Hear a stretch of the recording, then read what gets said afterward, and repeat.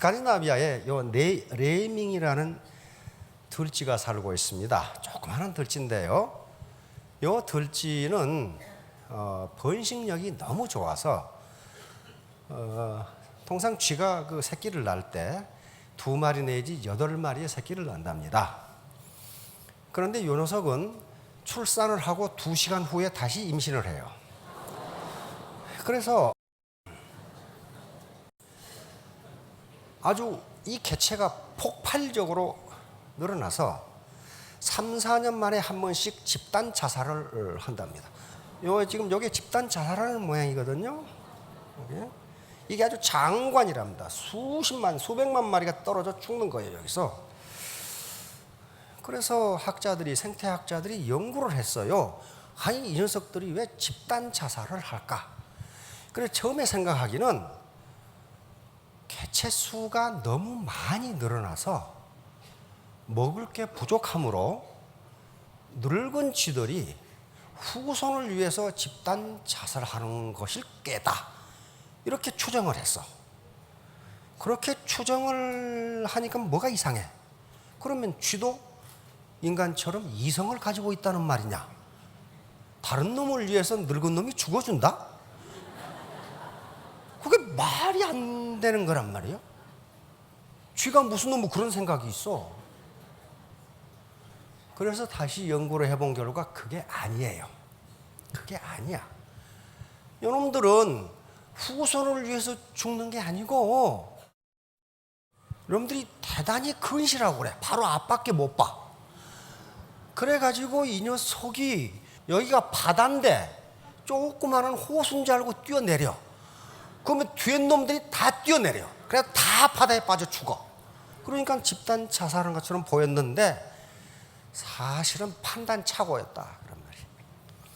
거기다가 또 연구를 해보니까 이 녀석들이 속도가 너무 빨라. 그래가지고 앞에 놈이 안 뛰어내리려고 해도 뒤에서 계속 밀어제껴가지고 다 빠져 죽더라 하는 거야. 다 빠져 죽어. 그 다음에 이 녀석들은 앞으로 가다가 절벽이 나오면 이렇게 방향을 틀어야 되는데 그걸 못한대. 일단 가면 계속 앞으로만 가버리지 다시 한번 생각해 볼 그런 IQ가 안 되는 거예요. 그래가지고 겉으로 보기에는 집단 자살한 것처럼 보여요. 그래서 이제 생태학자들의 연구는 인간은 어떤가로 넘어갑니다. 항상. 여러분들이 이렇다? 인간은 어떤가? 근데 인간도 똑같더라, 이게. 똑같아. 어떤 의상이 유행하면 다 따라 입어. 그게 다리가 아주 매끈한 아가씨건 무다리 아가씨건 다 입고 다녀. 그게 유행이에요. 유행이라는 거란 말이에요. 그런데 유행은 그것만 있는 게 아닙니다. 음식도 텔레비전에서 뭐가 좋다고 그러면 시장에 가보면 그게 품절이야, 품절. 다 사가버리고 없어. 그런데 이런 유행을 이렇게 따르는 게 무엇 때문에 그러는가를 연구해 봤더니 생명체의 생존 본능이랍니다. 생존 본능. 레밍이 갈 때 그 대열에서 떨어지면 반드시 고양이 밥이 된답니다. 그러니까 무조건 쫓아가야 돼, 앞에 간 놈을. 80년대 주한 유엔군 사령관이 미국의 위캄 대장이었습니다. 이분이 한마디를 했어요. 한국인은 레밍과 같다. 레밍과 같다. 근데 국민들은 그 말이 뭐 말인지를 몰라서.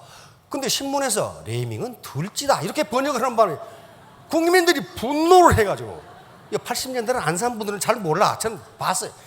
뭘 한국인이 들쥐라고 이래가지고. 근데 위캄 대장이 한 얘기는 그 얘기가 아니었어요. 뭐냐면은 한국인들은 느닷없이 어떤 리더가 나타나서 앞에 가면은 그것이 죽을 길인지 살 길인지 좋은 길인지 나쁜 길인지 모르고 무작정 따라간다 이거야. 그러니까 미국 사람 입장에서 보기에는 뭔가 이상한 거예요. 한국인들 하는 행태가 뭐가 이상해 좀. 왜냐하면 미국은 이성이 앞섭니다. 감정이 앞서질 않는 사람들이에요. 우리는 감성이 앞서요. 그리고 미국은 합리주의인데 우리는 원정주의예요. 그 다음에 미국은 개인주의가 굉장히 발전해 있습니다. 개인의 사생활에 절대 간섭하지 않아요. 그런데 우리는 집단주의가 이런 성향 때문에 누군가가 앞장서서 가면 무작정 따라가. 자, 그런데 이 레밍 효과는 애터미 사업에도 나타납니다. 갬블링, 투기적 매출이에요. 자기가 쓰지도 않을 건데 매출을 올리기 위해서 자기 좌우의 PV를 맞추기 위해서 무작정 사는 사람이 있어요. 그러면 한 사람이 이 짓을 하면은 레밍처럼 다른 사람 또 해. 그러면 조직이 붕괴됩니다. 마찬가지로 돼지클럽이 있어요. 돼지클럽은 분명히 파트너를 후원하라고 했는데 안 해. 안 하고 나타나지도 않아. 그러니까 돼지클럽 이야기를 할 수 있는 게 돼지클럽은 여기 안 왔거든요, 지금. 나타나지를 않아. 그리고 수당만 받고 앉아 있어. 그럼 어떻게 되느냐? 그 조직이 전부 다 내가 앵벌인가? 저 인간 돈 받게 내가 해줘. 안 해. 안 커요. 한꺼번에 죽어. 이게 레밍 효과예요. 마찬가지로 시스템에 참여하지 않은 사람들이 있어요. 나타나질 않아요. 그러면 그 조직은 죽어요. 왜? 다른 사람들도 저 사람 안 나와도 되네. 나도 안 나가야지. 이 현상이 나타난단 말이에요. 기타 말을 함부로 해가지고 다른 사람 가슴에 못을 박는 사람이 있어요. 그러면 이 사람이 말을 이렇게 하면 이 사람은 가만히 있게 좋은 말 하겠어? 아이고 감사합니다. 안 그렇습니다. 똑같이 해요. 똑같이. 그러면 결국 무너져요. 다시 말하면 레밍 효과는 인간 사회에서뿐만 아니라 애터미 사업에서 나타난다. 그런데 왜 베팅하는 사람, 돼지클럽이 이익을 보느냐? 그 이유는 다른 사람이 규칙을 지키기 때문입니다. 다른 사람이 안 지키면은 그렇게 수당을 받고 자기가 돈을 모을 이유가 없어요. 다른 사람 똑같이 해버리면 다 같이 망가니까. 그것을 논리학에서는 합성의 오류, fallacy of composition이라고 합니다. 합성의 오류란 부분에 대하여 진실인 것은 그렇다는 이유만으로 전체에 대해서도 진실이라고 믿는 잘못. 뭐가 좀 복잡하죠. 다시 쉽게 말하면 부분에 대하여 좋은 것이 전체에 대해서는 좋지 않다. 그런 말이에요. 이게 합성 오류예요. 만약에 이 친구는 추석에 집에 가는데 이 길이 꽉 막혀. 그러니까 가만히 보니까 갓길에 차가 안 다녀. 이놈이 잽싸게 쭉 들어갔어. 이때 누군가가 제지하지 않으면 이 녀석은 집에까지 빨리 갈 수 있어요. 그러면 제지하지 않을 때 저 사람들이 이쪽으로 가겠냐 이거야. 이게 합성 오류예요. 성철 스님과 김수환 추기경님은 굉장히 국민들로부터 존경을 받는 인격자입니다. 그런데 전 국민이 스님이 되고 신부가 되시면은요 30년 후에 나라가 없어져 버려요. 그냥 그러잖아요. 이게 합성 오류예요. 저 사람 혼자 할 때 좋은데 같이 하면 같이 망한다. 이게 레밍 효과입니다. 그냥 따라서 하다가 같이 떨어져 죽어. 가끔 사업자들이 그래요. 내가 돈을 버는 것은 회사 공헌 50%, 내 공헌 50%다. 그거 맞는 말이에요. 맞는 말이야. 근데 그 50%의 비중이 달라요. 실제로 아마 사업자들의 공헌이 99%일 수가 있어요. 그런데 그 1%가 중요한 거예요. 1%가. 여기서 영감, 인스피레이션이라고 하는 것은 어떤 창의적인 아이디어, 기발한 착상, 남들이 못하는 어떤 생각, 요것을 영감, 인스피레이션이라고 불러요. 그러니까 망해서 나간 식당으로 다음 식당 주인이 들어왔는데 대박을 트거든. 그것은 뭐가 없어요. 인스피레이션 1%가 다르거든요. 장소 같아, 원료 같아, 간판 같아, 그 지역에 사는 마을 사람들 숫자 같은데 왜 어떤 사람은 망해 나가는데 어떤 사람은 부자가 되느냐는 거예요. 그것은 바로 1%의 인스피레이션이에요. 그러니까 그 말을 달리 바꿀 수가 있어요. 성공은 1%의 시스템과 99%의 노력으로 이루어진다. 그 1%의 시스템이 애터미 시스템이에요. 그러니까 사업자들이 99%의 노력을 해도 이 1%의 시스템이 받쳐주지 않으면 99%의 노력이 도로함이 타버리 된다. 완전히 무용지물이 돼버려. 자, 이게 지금 여기 나타나 있어요.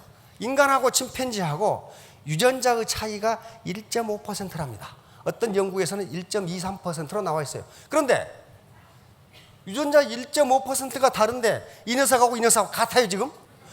마치 기어가는 폼을 하고 있는데 이건 인간이고 이건 침팬지예요. 유전자 98%가 같아요. 같은데 그 2% 차이가, 원초적인 유전자의 차이가 이렇게 빅 디퍼런스를 만들어내는 거예요. 큰 차이를 만들어내는 거예요.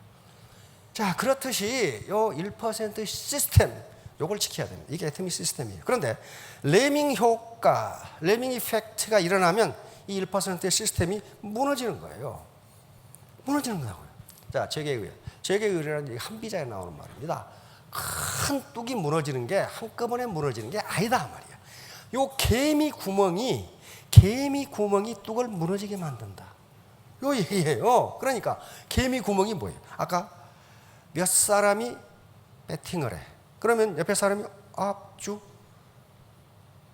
처음에 배팅하는 사람은 돈 법니다. 왜? 다른 사람이 안 하거든.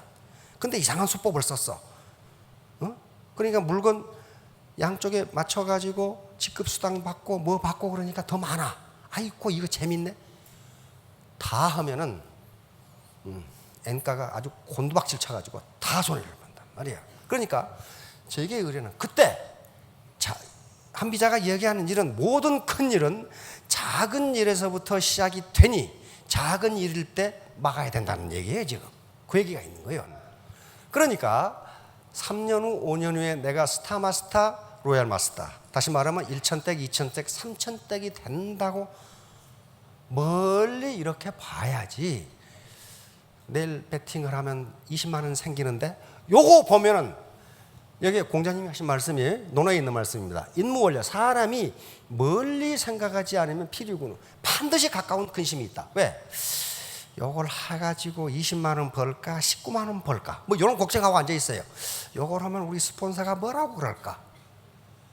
멀리 보시라는 거예요. 자, 이 갈태기열한 말은 여시춘추에 있는 말인데, 연못에 고기 몇 마리 잡자고 연못에 물을 빼버리면 그 고기를 못 잡을 리가 없지만은 내년에는 고기가 없다, 그 말이에요. 그러니까 눈앞에 이익 몇십만 원 벌자고 배팅을 하거나 돼지클럽이 되면 애터미 시스템이 무너져 버리면 아무것도 못 본다, 그 얘기를 한 거예요. 무욕속, 빨리 성과를 내려고 하지 말라. 빨리, 우리 부실한 다리 많고 우리 강바닥 파가지고 엉망진창이고 그러죠. 빨리 성과를 내려고 하지 말라. 그 다음에 무견소리, 작은 이익을 탐하지 말라. 배팅해가지고 10만 원 벌 거 탐하지 말라. 작은 이익을 탐하지 말라. 그럼 뭐라고 설명하냐면은 욕속 즉 부달, 이걸 욕속 부달이라고 이제 이 식자들은 이야기합니다. 빨리 달성하려고 하면, 빨리 업적을 이루려고 하면 오히려 이루지 못한다. 그 다음에 견소리즉 대사불성, 작은 이익을 탐하면 큰 일을 이룰 수가 없다, 그 말이에요. 자, 발묘정, 맹자 호연지기에 나오는 장입니다. 하루는 아버지가 오늘은 내가 일을 많이 해서 참 피곤하구나, 내가 모를 잘 자라도록 도와주고 왔다. 이게 조장이에요. 조장하지 말라서 조장이에요. 발묘조장은 아들이 깜짝 놀라서 논에 가보니까 아버지가 모를 다 뽑아놨어. 다시 말하면 빨리 자라라고 여기 다 뽑아놨어. 그래서 뭐라고 되어 있느냐, 다 말라 죽었더라, 이렇게 돼 있어. 그러니까 밑에 파트너가 빨리 안 자란다고 뽑아버리면 죽어버린다, 그 말이에요. 죽어버린다. 계속 배팅 쳐가지고 올려놓으면 죽어버려요, 그게.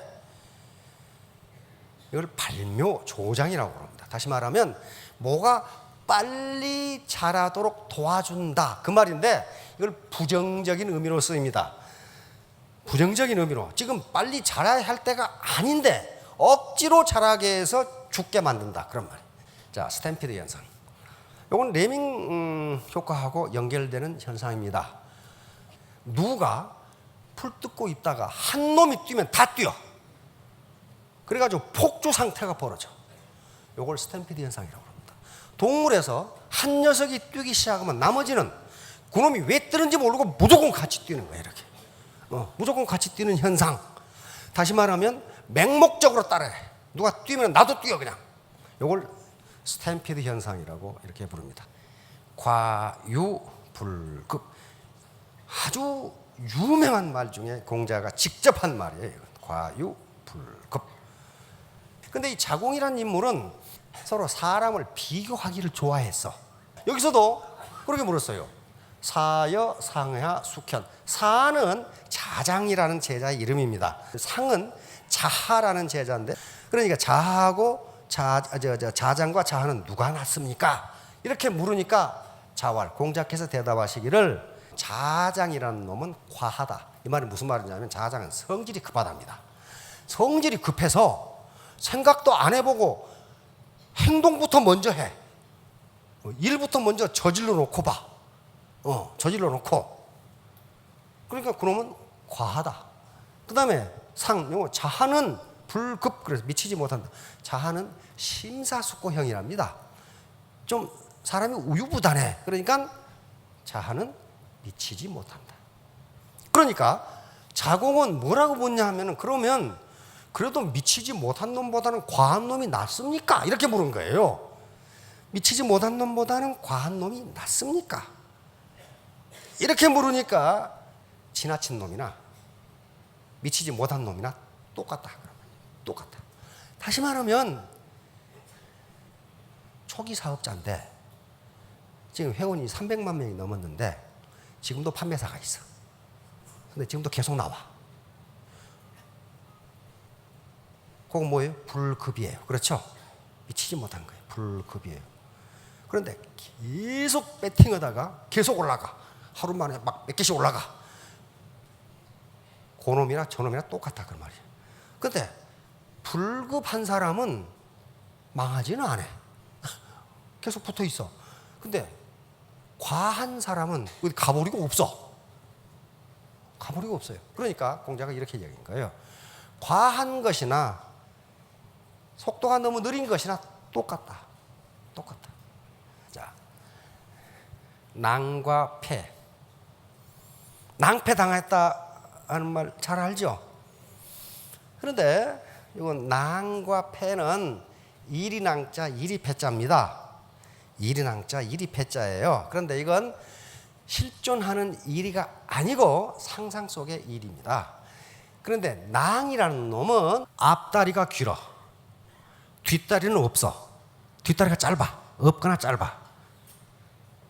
패란 놈은 앞다리가 짧은데 뒷다리는 길어. 그러니까 상상 속의 동물이나 전설 속의 동물은 그 당시 인간 세상을 설명하기 위해서 현자들이 만들어낸 이야기입니다. 과거에는 문자도 모르고 사람들이 이 교육을 안 받았기 때문에 뭔가를 가지고 스토리를 가지고 설명해야 일반 백성이 알아요. 그래서 이걸 설명한 거예요. 요 낭이란 놈은 용감무쌍하기는 한데 머리가 둔해. 뭘 몰라. 패라는 놈은 아주 지혜가 있고 꾀가 많은데 겁쟁이야. 겁쟁이. 낭과 패는 항상 같이 다녀야 돼. 그래서 패가 어느 방향에 사냥감이 있다. 이렇게 해주면 둘이 협조해서 가가지고 용감한 낭이란 놈이 그걸 잡아서 같이 나눠 먹으면 둘이 생존할 수 있어요. 그런데 어느 날 둘이 마음이 틀어져. 싸우면 둘 다 죽는다는 게 낭패예요. 그러니까 낭패라는 말이 계획된 일이 실패로 돌아가 난처하다 그 말 아니에요. 그 말이에요. 낭과 패가 갈라지는 거예요. 같이 합하면 잘 살아갈 수가 있는데 어느 날 짐승을 잡았어. 패가 야 그거 내가 가자는 대로 가서 잡은 거 아니야? 그러니까 내 거야. 낭이란 놈이 야 이 겁쟁이야. 내가 안 잡았으면 이게 어떻게 네가 잡아? 서로 자기 거라고 싸우다 헤어졌어. 그러니까 둘 다 굶어 죽더라. 그런 말이. 요건 서문표라는 사람이 자학단의 한 사람인데 이 사람이 업현이라고 하는 지금의 현, 군의 군수, 태수로 가게 됩니다. 그런데 가보니까 군의 분위기가 아주 수상쩍어. 전부 다 의기소침해가지고 있고 사람들이 인상이 이상해. 그래서 왜 그런지 물었더니 그날이 무슨 날이냐 하면은 그 군의 무당과 원로들이 그리고 벼슬아치들이 호족들이 연합해가지고 백성들을 뜯어먹는데, 어떻게 뜯어먹냐 하면은 그 옆에 황하가 지나가는데 황하의 신 하백에게 매년 처녀를 바쳐야 된다 이거야. 그래야 하백이 노하지 않아서 홍수가 나지 않는다. 그래가지고 백성들한테 세금을 걷어서 30%는 하백 제사절인데 쓰고 70%는 저끼리 나누어 먹어. 그러니까 백성들을 가렴 추구하는 수단으로 하백에게 처녀 시집을 보낸다는 구실을 만들어낸 거예요. 서문표가 태수로 가보니까 그따위 짓을 하고 있어. 그러니까 서문표가 하백에게 처녀를 시집 본다는 날 태수니까 가봐야 될 거 아니에요. 가서 또 아주 근엄하게 앉아 있었지. 근데 마침 처녀를 시집 보낸다고 황하에다 빠뜨리려고 하는 순간 서문표가 스톱! 그 처녀를 나한테 가져와봐. 쑥 보더니 에이, 처녀가 이렇게 안 이뻐 보여서야 이게 하백이 좋아하시겠나? 그러지 말고 더 예쁜 처녀를 골라서 하백님께 시집을 보내야지. 그러면 행사가 연기됐다고 가서 알려야 되는데 그 대표 무당 저걸 들어서 강물에 던져버리라 이거야. 자네가 가가지고 하백님께 부득이하게 행사가 연기됐다고 얘기해라. 두목 무당을 황하에다 던져버렸어. 그리고 이제 근엄하게 기다려. 안 나오거든. 여자가 가서 혼자 가서 그러나? 그리고 제자 무당을 3명을 갖다 집어 던져버려라. 가서 빨리 나오시라고 그래라. 던져버렸어. 그래도 안 나와. 그러니까 아하, 여자들이 말이 많구만. 그러면 이제 요 원로 남자들께서 좀 다녀오셔야 되겠네 하고 원로 남자들 3놈을 들어서 강물에 던져버렸어요. 남자들이 가서 해결하고 오너라. 한참을 기다려도 3놈도 안 나와. 그러면 이제 호족들이 좀 다녀오셔야 되겠네. 호족이 가면 하백께서 말을 들어주시겠지. 호족을 잡아 던져버리려고 그러니까 이제 전부 다 손이 발대게 비는 거야. 잘못했습니다. 그러니까 그런 식으로 가렴주를 때려잡아버린 거예요. 이게 공자학단이에요. 절대로 딴짓하지 않아요. 자, 그러면 여러분들이 이제 스폰서가 이제 상위 스폰서가 되었을 때 밑에서 나쁜 짓을 한다. 그러면 어떻게 해야 되겠어요? 그럼 강물에 집어 던져버려? 그러면 안 되니까 차단시켜야 돼. 그렇게 하면 다 죽어요. 그렇게 하니까 그 어편이 어떻게 됐느냐? 백성들이 다 도망가. 딸이 있는 집은 다 도망가 버려. 내년에 자기 딸 갖다가 바다에, 황하에 던져버릴지 어떻게 알아? 다 도망가. 다시 말하면 중간에서 그런 나쁜 짓을 하면요, 밑에 하이 파트너들이 다 도망가 버려. 아이고, 여기 붙어 있어가는 돈 안 되네. 다 도망가. 그러니까 서문표도 2000년 후에 다단계가 나올 줄 알았는가 봐. 그래가지고 그렇게 했어. 그러니까 여기 계신 분들이 전부 어떤 역할을 해주셔야 되느냐? 서문표 같은 역할을 해줘야 돼. 다시 말하면 이상한 명분을 들여가지고 거짓말이나 또는 허위 과장 광고나 또는 다른 회사를 비방한다거나 그런 걸 해가지고 순간적인 이익을 보려고 하는 사람은 지금 강물에 던졌다가는 큰일 나니까 그것을 못하도록 차단을 해줘야 됩니다. 그렇게 되면 어떻게 돼요? 그 리더는 그분과 같은 리더가 있는데 우리가 그분의 뜻을 어길 수 있느냐 이렇게 돼요. 자, 내일은 해가 뜨도록 만듭시다. 특히 50대 이상의 어르신들, 그건 자기가 하셔야 됩니다. 3년 후 5년 후에 모두 크게 성공하시기 바랍니다. 감사합니다.